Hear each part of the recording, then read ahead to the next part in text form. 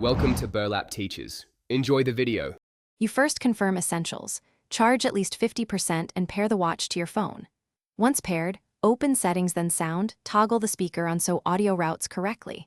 Make sure Do Not Disturb is off, and set the volume near 50% to avoid sudden loud playback. If your watch has an audio app, grant microphone and media permissions now. These steps get the hardware and permissions ready. After this, you move into testing and fine-tuning audio output. You play a short call or music clip to verify sound direction, listen for clarity and latency. If it's thin, increase volume incrementally and tweak the equalizer, boost lows for fuller voice, highs for crispness.